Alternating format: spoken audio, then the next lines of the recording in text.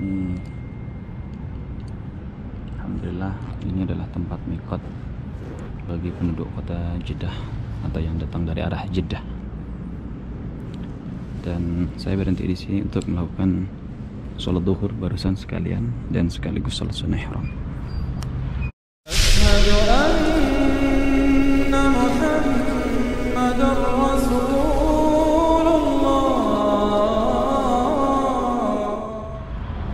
Dan di sana itu teman-teman, ini adalah tempat paling menyeramkan bagi orang-orang yang tidak mempunyai dokumen, karena di depan sana itu adalah tempat taftish atau checkpoint bagi orang-orang yang akan memasuki kota Makkah Al-Mukarramah. Mobil saya ini kemarin mundur ke belakang, penyok.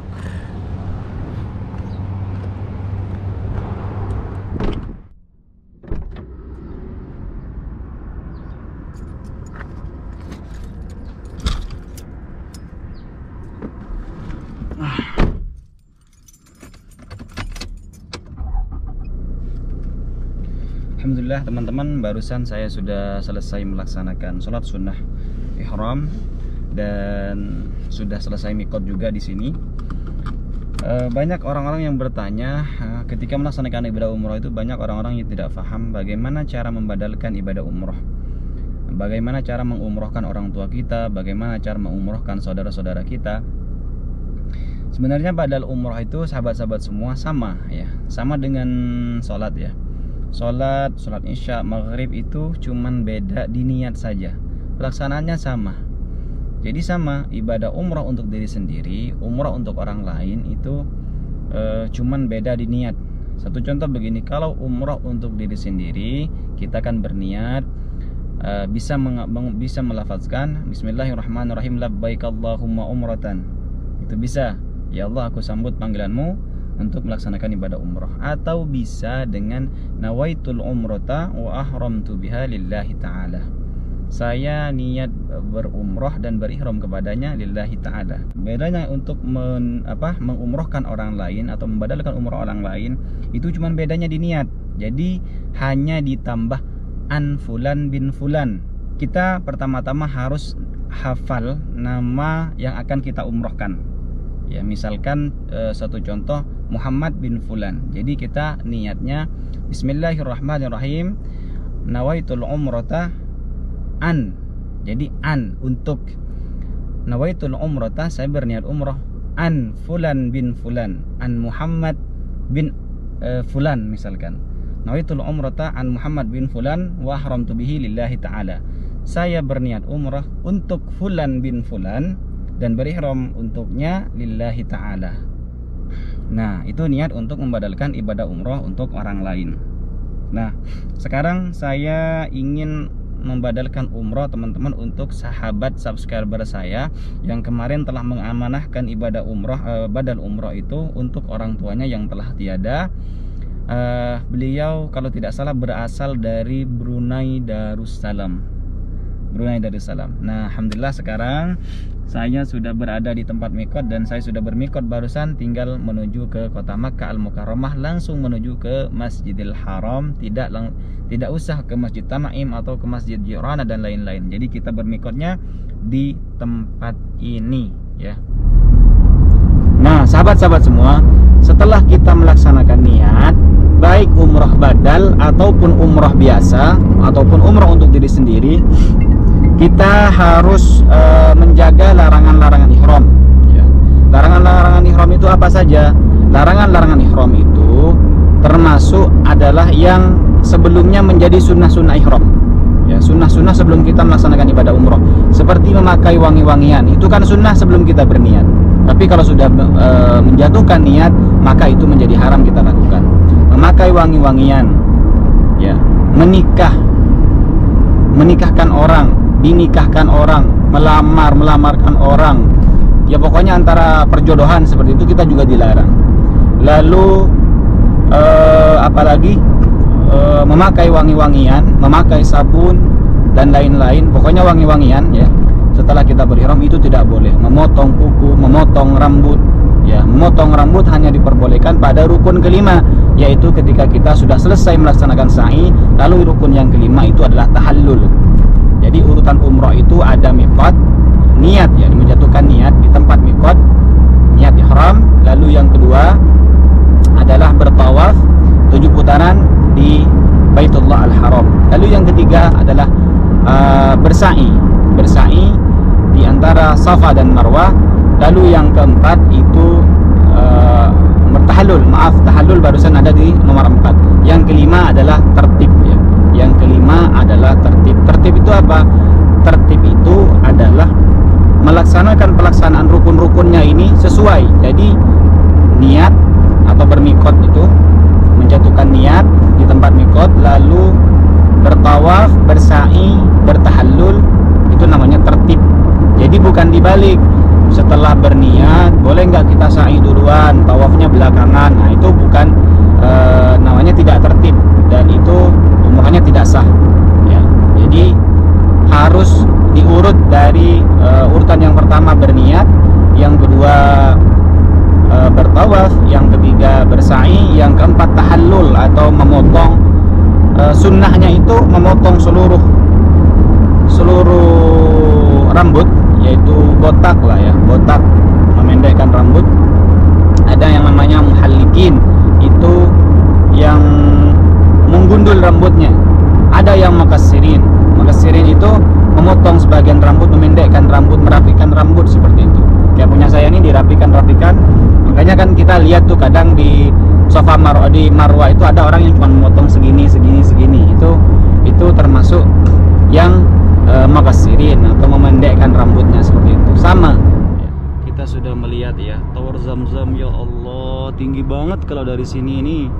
Padahal kalau kita berada di bawahnya Tower Zamzam itu kayaknya pendek banget, kayaknya nggak tinggi gitu. Tapi kalau dari sini teman-teman, itu Tower Zamzam menjadi bangunan paling tinggi ya, paling tinggi sekota Makkah Al-Mukarramah. Bisa kita lihat, Masya Allah ya.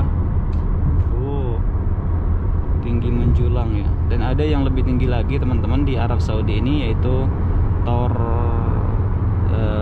Kingdom di Arab Saudi ya, di Jeddah, yang di Abu Khur, yang masih digarap sekarang, yang digadang-gadang menjadi top bangunan paling tinggi di seluruh dunia. Cuman belum juga itu selesai, sudah Uni Emirat Arab itu sudah mulai membangun kembali bangunan atau tower yang lebih tinggi daripada yang di Arab Saudi. Artinya mereka sudah berdua ini, dua negara ini sudah berlomba-lomba untuk membangun gedung yang paling tinggi. Ya, alhamdulillah teman-teman. Ini kalau orang-orang umrah kita harus lewat jalur sini ya, khusus untuk orang-orang yang melaksanakan ibadah umrah, kita lewat jalur sini, bukan lewat jalur sini. Ya, ini adalah jalur khusus orang-orang yang ingin melaksanakan ibadah umrah. Barusan saya lupa lewat sini, nyampe sana dicegat gak boleh, dan harus masuk lewat sini. Masya Allah. Ya, alhamdulillah sekarang kalau kondisi sih lumayan ini ya, lumayan agak-agak ramai. Walaupun penjagaan sekarang double karena mungkin ada insiden yang kemarin mobil menabrak pintu Masjidil Haram. Subhanallah walhamdulillah wa la ilaha illallah wallahu akbar. Labbaik Allahumma labbaik, labbaik la syarika laka labbaik. Innal hamda wan ni'mata laka wal mulka la syarika lak.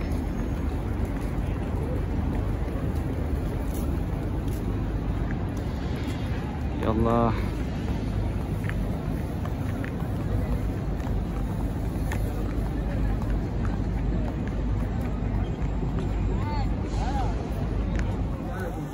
Harus melewati garis ini mulai dari dalam, mulai dari luar sampai ke dalam, harus mengikuti jalan ini ya. Bagus. Masya Allah. Jadi sekarang benar-benar teratur ya. Jadi kita mulai dari masuk, kita diatur agar nanti kita waktu mau masuk harus di luar dulu. Baru nanti ketika sudah mau beristilam, sudah mau nyampe ke rukun Hajar Aswad, itu kita boleh masuk ke dalam. Nah, kalau sudah dekat sini boleh kita masuk agak ke dalam kayak gitu. Saya berdoa kepada Allah Subhanahu wa taala agar teman-teman kita yang melihat video ini bisa sampai ke tanah suci melaksanakan ibadah umrah, ibadah haji. Amin ya rabbal alamin. Semoga orang-orang yang selalu menonton tayangan-tayangan tentang Masjidil Haram bisa segera sampai ke tanah suci melaksanakan ibadah umrah. Amin amin ya rabbal alamin. Nah, alhamdulillah teman-teman, sekarang saya sudah selesai tawaf, dan alhamdulillah kalau sudah selesai tawaf tadi kan ini bahu terbuka sebelah kanan. Kalau sudah selesai tawaf dan ingin melakukan sholat sunnah sesudah tawaf, maka kita tutup dulu ya, tutup lagi seperti ini ya, tutup lagi seperti ini untuk melanjutkan proses selanjutnya menuju sa'i. Banyak orang-orang biasanya selesai tawaf ininya masih belum ditutup ya. Tapi kalau sudah, yang benar kalau sudah selesai tawaf ini sudah harus ditutup kembali dan melanjutkan perjalanan menuju sa'i. Sekarang kita dikasih air zam-zam, masya Allah, masya Allah, jazakallah khair, masya Allah. Kita dikasih air zam-zam.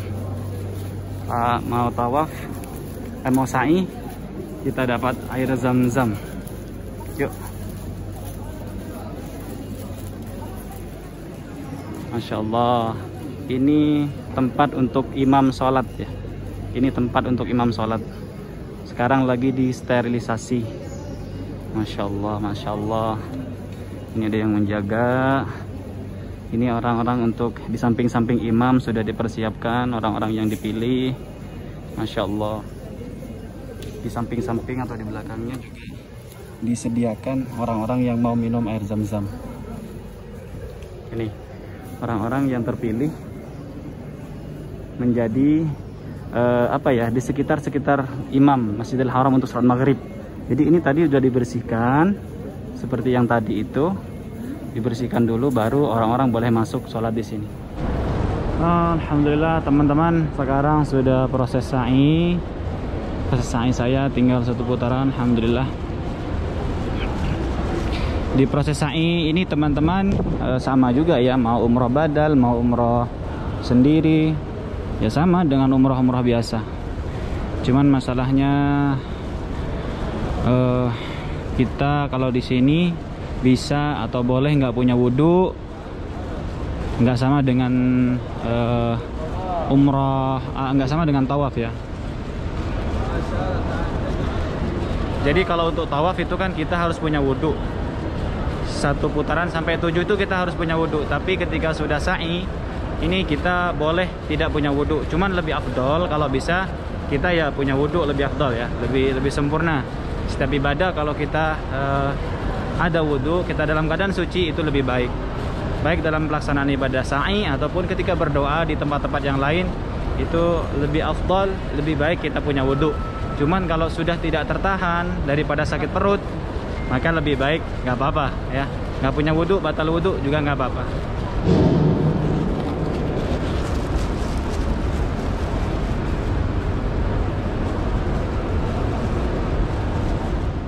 Oke, baiklah teman-teman, alhamdulillah pelaksanaan ibadah umrah badal kali ini sudah selesai. Dan yang penting informasinya buat teman-teman bahwa pelaksanaan badal umrah itu sama dengan pelaksanaan ibadah umrah untuk diri sendiri. Perbedaannya hanya di niat saja. Jadi semua pelaksanaannya sama. Dan sekarang saya sudah selesai sa'i, tinggal tahallul saja karena saya tidak punya gunting. Biasanya di dalam sana itu banyak orang-orang yang menawarkan jasa untuk gunting rambut 5 rial, 10 rial seperti itu. Cuman sekarang sudah tidak boleh, sudah terlarang. Jadi kita akan cari gunting di toko-toko di Safwah, di Hotel Safwah itu kalau ada, nanti kita akan tahallul biar proses umrohnya selesai. Jadi kalau belum tahallul, kita nih masih belum selesai ya. Tidak boleh memakai wangi-wangian, tidak boleh ganti baju, pakaian yang berjahit tidak boleh dipakai. Tapi kalau kita sudah tahallul, semua larangan-larangan ihram itu sudah selesai. Oke teman-teman, sampai jumpa di video-video berikutnya. Jangan lupa like, share, juga subscribe channel ini untuk kabar-kabar terbaru lainnya dari kota Makkah dan Madinah tentang pelaksanaan ibadah haji dan ibadah umrah. Wassalamualaikum warahmatullahi wabarakatuh.